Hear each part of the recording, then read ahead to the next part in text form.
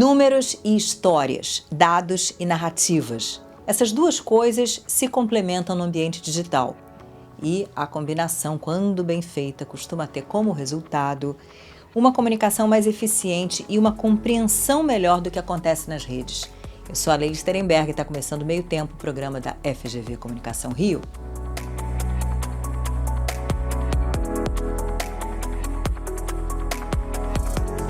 Eu recebo hoje a Poliana Barbosa e o Lucas Calil. Os dois são professores e pesquisadores da FGV Comunicação Rio. Bem-vindos. Obrigada, Leila. Obrigado, boa tarde. A gente costuma começar, vocês já sabem, quebrando o gelo. Poli, digital vem de dígitos, números. No caso de zeros e uns, que são a base da computação, que mudou o mundo, mudou a comunicação. Para que possam existir influenciadores, para que possa existir debate público naquilo que a gente chama de rede social, tudo começa com muitos zeros e uns? Com certeza, as plataformas estão ali criadas, né, através de seus algoritmos, com zeros e uns. Então, para que os influenciadores existam dentro das plataformas, antes as próprias plataformas precisam existir. E por trás, de fato, o código tem muitos zeros e uns. Ô Poli, você vem da matemática, da ciência da computação, e o Lucas, do jornalismo, da linguística. Matemática era um bicho-papão para você ou não?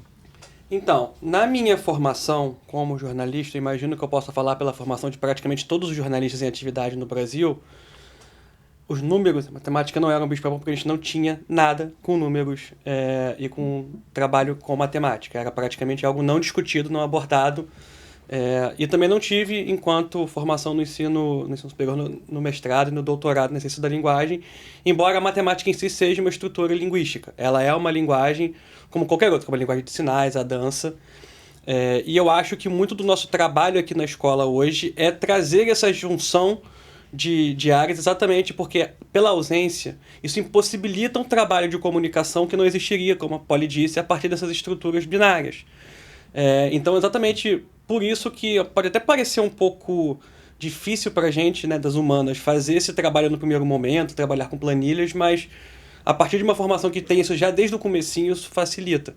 Então, na verdade, para mim não foi simplesmente porque eu não tive necessidade de fazer esse tipo de trabalho, esse tipo de estudo na minha formação. Tá, essa é a resposta oficial. Agora, não oficial. Quando você estava lá no ensino médio, no fundamental, matemática era um bicho-papão?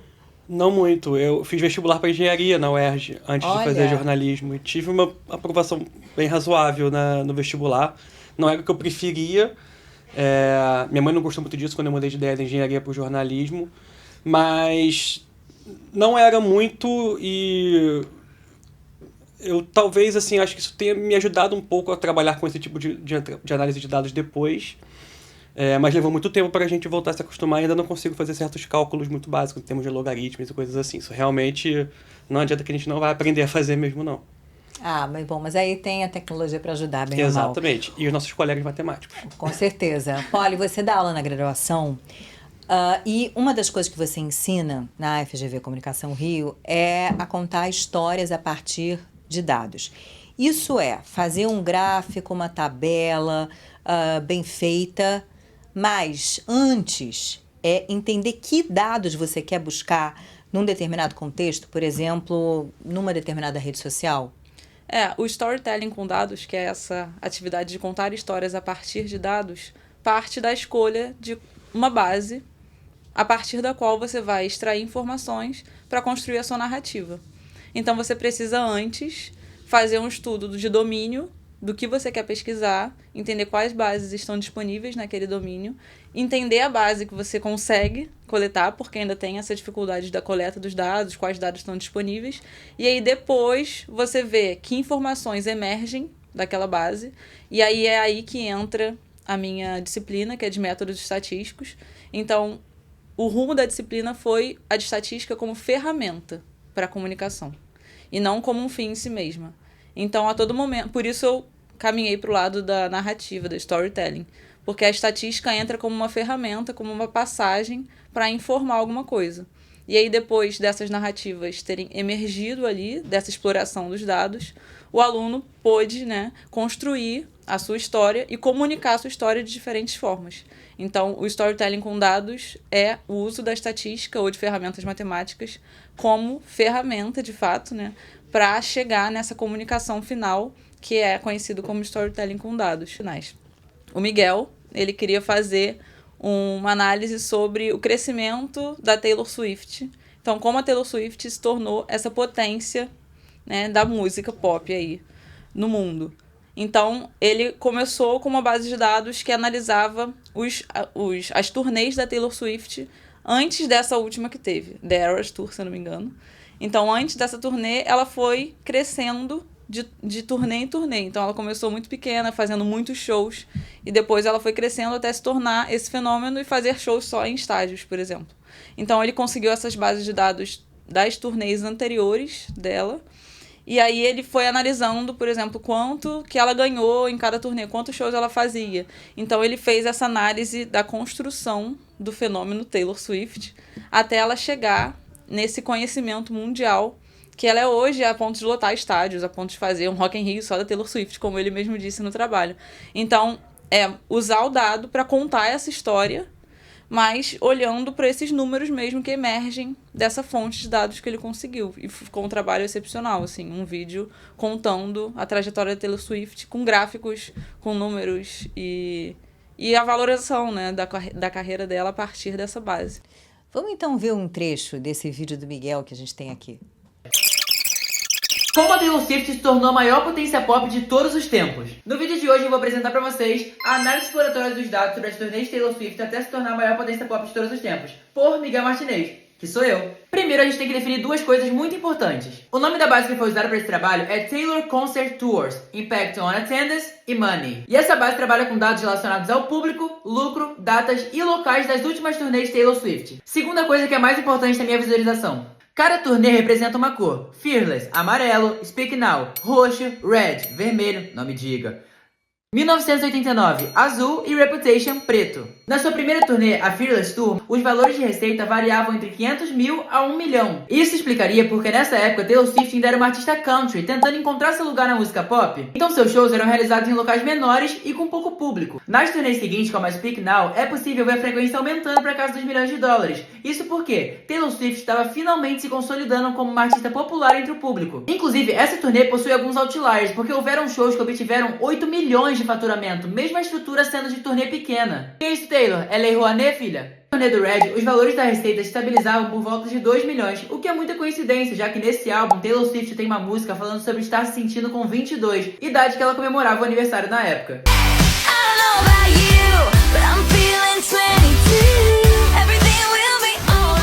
Daria uma bela reportagem, e não à toa existe hoje o chamado jornalismo de dados, né, Exato. Lucas? Sim, e é praticamente impossível fazer hoje um trabalho investigativo com dados que enfatize transparência, a importância do processamento da análise desses dados para informação pública sem uma conjunção de humanas e exatas nesse sentido. Tanto para você aprender a fazer esse tipo de coleta com centenas, às vezes milhares de bases de dados que são acessíveis, seja de governo, de setor privado, de informações da rede, e também para depois você entender exatamente dentro daquilo o que é importante, que são as coisas do jornalismo mesmo, o que é prioritário, como é que você consegue selecionar um dado que seja explicativo, de fato faça sentido para a população. Eu acho que hoje não dá para se fazer mais do que jornalismo de dados só pelo que a gente aprendeu historicamente do jornalismo investigativo. Eu acho que essa que é a grande diferença. E também um recurso a mais, né? Um ferramental a mais para a gente. Nas pesquisas que você faz no DAP Lab, o laboratório da FGV Comunicação Rio, que deu origem à escola, você monitora um bocado rede social. Agora, a transparência delas varia entre elas e no tempo também. Sim. No fundo, a nossa pesquisa em redes sociais está muito vulnerável a essas vontades das plataformas, né? Então, cada plataforma tem a sua especificidade ali, as suas regras de coleta de dados ou a ausência dessas regras, porque simplesmente não é permitido coletar dados ali. Então, a gente acompanhou um exemplo muito claro, assim, é essa mudança de Twitter para X e as regras de acesso aos dados, como elas aconteceram ao longo do tempo. Então, as plataformas simplesmente podem permitir o nosso acesso aos seus dados através de suas APIs, ou não. Quando permitem, tem as suas regras de quantas requisições cada pessoa, cada chave de acesso pode fazer por dia, por exemplo, por hora. Então a gente está ali caminhando nesse terreno meio movediço, mas continuando aí a aprimorar nossas pesquisas para que a gente contorne esses obstáculos que são colocados da melhor forma possível e consiga tirar a inteligência dessas coletas. E mais uma vez, exemplo concreto, né? Quando você fala de buscar dados numa rede, que tipo de dados? É o que estão falando sobre determinado assunto? Quantos seguidores fulano tem? O que é? Sim, esses exemplos são um clássico, assim, mas um que a gente faz muito aqui no DapLab, que aí faz um paralelo com a linguística do Lucas, é justamente coletar sobre algum tema. Então a gente faz uma espécie de solicitação para essa API. Eu vou voltar um pouco para dizer o que é API depois. Mas a gente faz Pode falar agora. Vou falar agora. Então, a API é uma espécie de ponte entre quem quer o dado e quem detém o dado.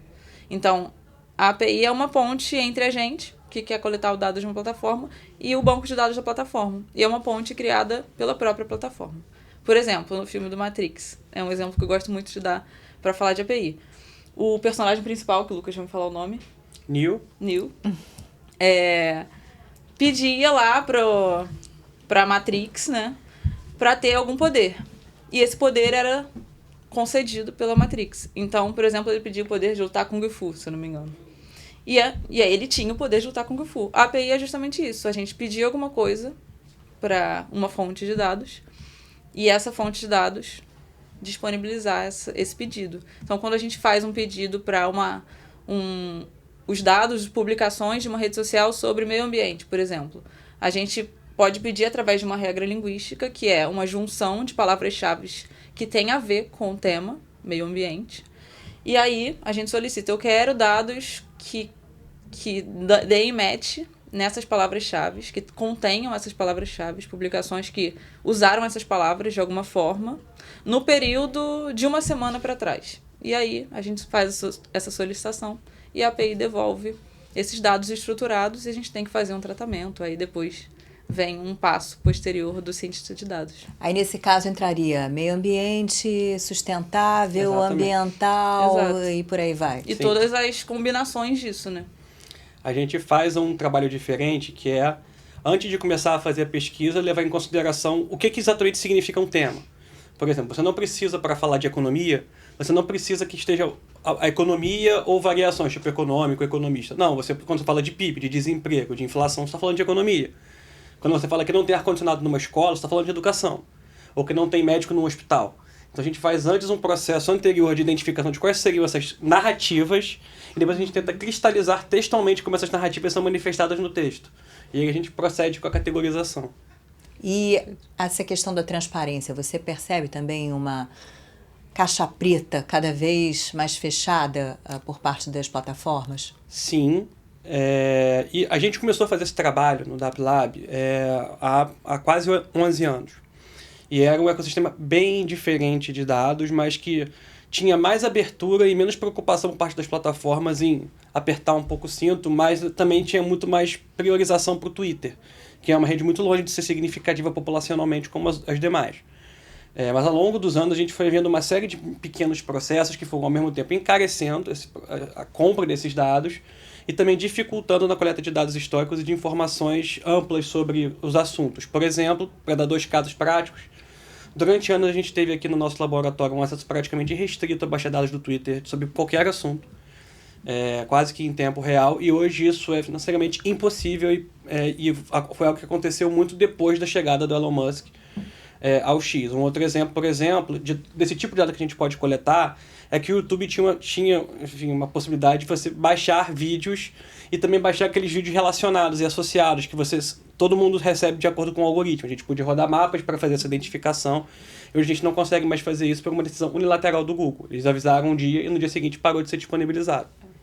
E essa datificação desse mundo em que a gente está, né? A mercadoria são os dados, afinal. E, ao mesmo tempo, você tem que ter dados sobre o seu público para ter uma comunicação eficiente. Então, é tudo sobre dados, no fim das contas. Sim, sobre dados e sobre como você se relaciona com eles. Então, por isso, no nosso curso, a gente dá essa inteligência de dados para os alunos. Eles têm que saber usar os dados em prol do seu benefício, assim, saber usar esses dados da melhor forma possível, ou para informar, para se informar ou para informar outros, né?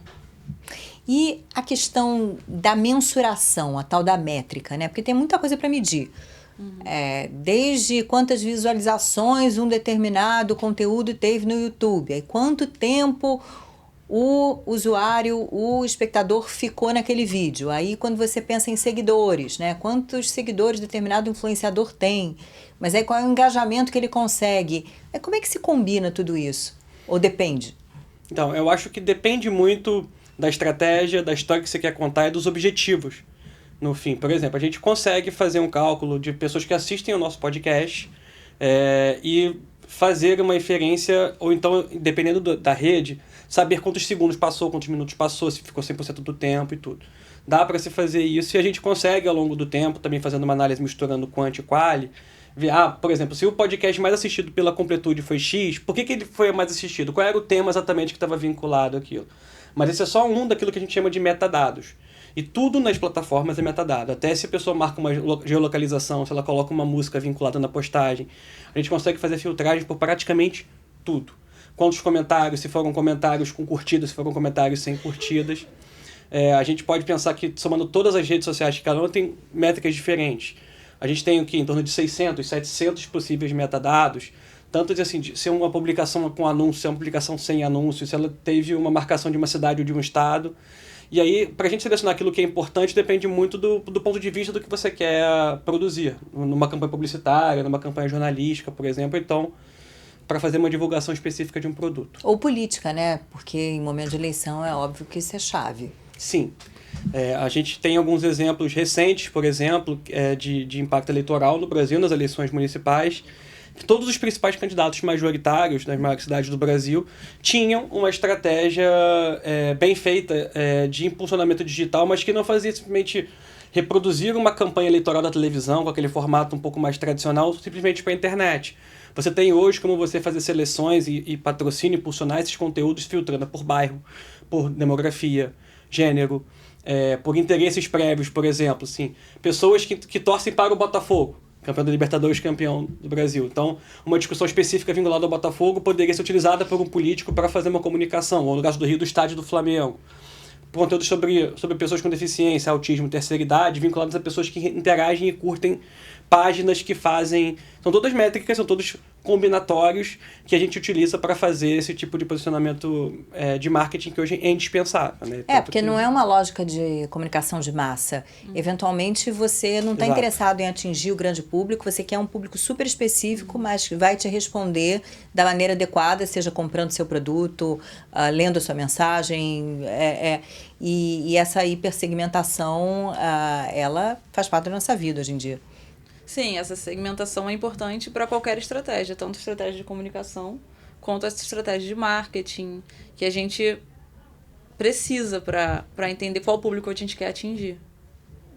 O que se diria para um estudante, um futuro aluno de comunicação que de repente se assusta? Ai, meu Deus, vou ter que entender uma tabela de Excel, vou ter que minimamente aprender a programar.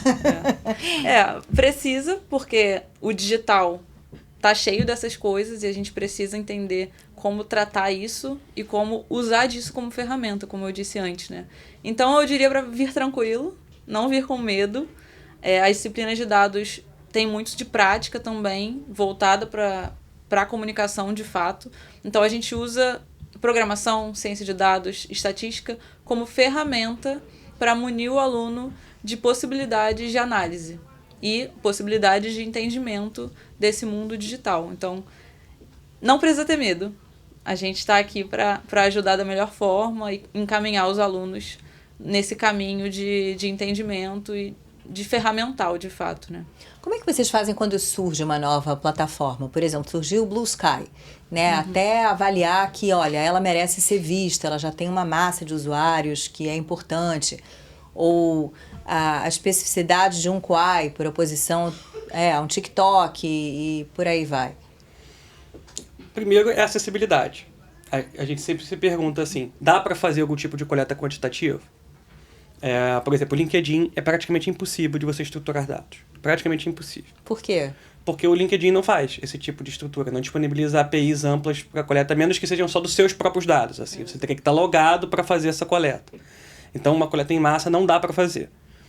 A mesma coisa vale para o Blue Sky, para o Quai. A gente pensa, será que já tem um volume suficiente de pessoas representativas em diferentes estratos e que justifique a gente montar uma estrutura para coletar? E, assim, eu acho que essas seriam as duas principais. E a terceira é se as agendas que a gente pesquisa, em termos de políticas públicas, por exemplo, se elas fazem parte da discussão. Porque tem canais muito significativos, sei lá, o Reddit, fóruns grandes, mas que eles são muito nichados e que dificilmente é da nossa pauta. Então a gente estabelece uma priorização para saber se a gente tem condições de coletar imediatamente ou não, mas a gente pega praticamente tudo aqui dentro. E qual é a tua leitura do fato de o futuro presidente dos Estados Unidos, que já foi presidente, mas enfim, ter uma rede social? Eu acho brilhante, até porque, mas isso é muito a minha opinião em relação ao que aconteceu nos Estados Unidos. O Trump nem precisa tanto da rede dele, a Truth Social, para se promover. Ele utiliza aquilo quase como um repositório para ele depois facilitar a transmissão das informações para as outras plataformas. Foi o que ele fez agora no fim de semana em relação à Síria. Eu não acho... A rede dele é uma rede muito mais de um grupo de comunicação muito da base muito convertida dele e que utiliza aquele como repositório para fazer disseminação para as outras plataformas, pelo WhatsApp, pelo Telegram, pelo próprio Instagram, para o Twitter. E para manter o tempo inteiro assim, uma orientação sobre quais os discursos que estão sendo mobilizados. Mas aquilo em si precisa do push para as outras redes e é brilhante. É uma estratégia de comunicação digital brilhante. E ele tem agora um ator coadjuvante que é a pessoa mais importante do mundo para isso, que é o Elon Musk, né? Então, isso já facilita muito essa estratégia de disseminação e o tempo inteiro ele fazer parte da discussão. E preocupa vocês que a presença do Elon Musk tão dentro do governo americano vai complicar ainda mais o trabalho de pesquisadores como vocês nas redes sociais e a coisa ficar ainda mais opaca? É uma preocupação por conta da regulação, que é algo que não é desejado por muitos grandes empresários da indústria de tecnologia? Com certeza, visto o que aconteceu nos últimos meses, nesse ano, né?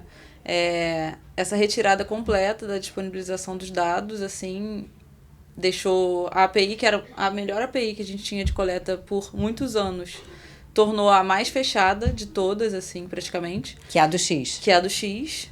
E depois, essa briga diretamente com o governo do Brasil, com o STF. De alguma forma, ele foi um pouco desrespeitoso, essa é a minha opinião, de fato, com o governo brasileiro. Então, teve que sofrer as consequências. E aí afetou diretamente o nosso trabalho, claro. Então, ter uma plataforma que foi, por muito tempo, muito importante para o nosso trabalho nas mãos de uma pessoa que toma as decisões à torta direita da sua própria vontade é muito complicado para a nossa pesquisa. E aí, quando o X foi fechado aqui no Brasil e teve uma migração de massas para o Blue Sky, a gente fez também uma corrida metodológica para coletar os dados do Blue Sky. A gente coletou mais de 1 bilhão de publicações do Blue Sky, porque é uma API aberta como era nos tempos áureos do Twitter. Por enquanto, né? Por enquanto. Sabe-se lá. Exatamente. Vai continuar desse jeito. É bem complicado mesmo estar nas mãos, né, dessas personalidades. Com certeza. Meninos, chegou aquele momento de botar na conversa a inteligência artificial. Pessoal, eu perguntei ao ChatGPT como é que ele, ChatGPT, ajuda na leitura de dados e na produção de histórias e na comunicação. E a resposta foi: eu ajudo analistas de comunicação a desenvolver estratégias narrativas baseadas em dados, a oferecer insights e ferramentas práticas. Aí ele listou análise de dados, interpretando métricas de redes sociais, pesquisas de mercado, dados de audiência para identificar padrões, tendências, preferências de público. Sabemos que a IA é excelente para isso, né? Identificar padrões. Criação de personas, achei isso interessante. Ajuda a segmentar o público com base em dados demográficos, comportamentais e psicográficos. Elaboração de narrativas, sugere histórias impactantes alinhadas aos objetivos da marca, adaptando o tom e a mensagem para cada público. Teste de mensagens, auxilio na criação e comparação de diferentes versões de narrativas. Monitoramento e ajustes, proponho métodos para acompanhar a performance da estratégia e ajustar narrativas em tempo real. Você usa o ChatGPT, sem querer fazer jabá aqui para o ChatGPT, você usa no teu dia a dia? Eu uso Bastante, mas ainda menos do que poderia. Que eu imagino que todos nós estamos incorporando cada vez mais porque existem mais recursos sendo disponibilizados e intuitivos também. Por diferentes IAs, né? Exatamente. E também, quer dizer, não só pelo chat GPT, também tem o novo WhatsApp agora que fez aquela IA embutida dentro do WhatsApp. Mas um exemplo, por exemplo, do que é interessante de se usar em IA é ajudar a gente na análise dos dados. Você baixa, por exemplo, um Excel de tweets que vem com 30, 40 colunas e 15 mil publicações, assim, olha só a proporção de texto não processado necessariamente. Então você pode pedir para o chat GPT identificar recorrências geográficas, se há algum tipo de latitude ou longitude muito repetida, se tem alguma palavra-chave ou algum termo que aparece muitas vezes nos conteúdos. Isso favorece a gente na hora de precisar fazer dezenas de comandos no Excel, criar tabelas dinâmicas, jogar isso para uma nuvem de palavras para processar, porque ele já obedece esses comandos todos de forma muito mais automatizada. Então economiza muito tempo.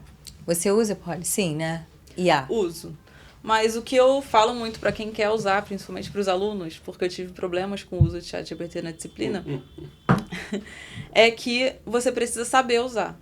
Porque se você não souber usar, você não sabe identificar as respostas erradas, que às vezes acontecem também. Então você precisa saber usar, por exemplo, para fazer um código. Às vezes eu uso para agilizar ali o trabalho do desenvolvimento, da codificação mesmo, com Python. Então o ChatGPT ou o Gemini, qualquer outro modelo de LLM, é capaz de dar a estrutura do código de uma forma muito mais rápida do que eu sou capaz de desenvolver.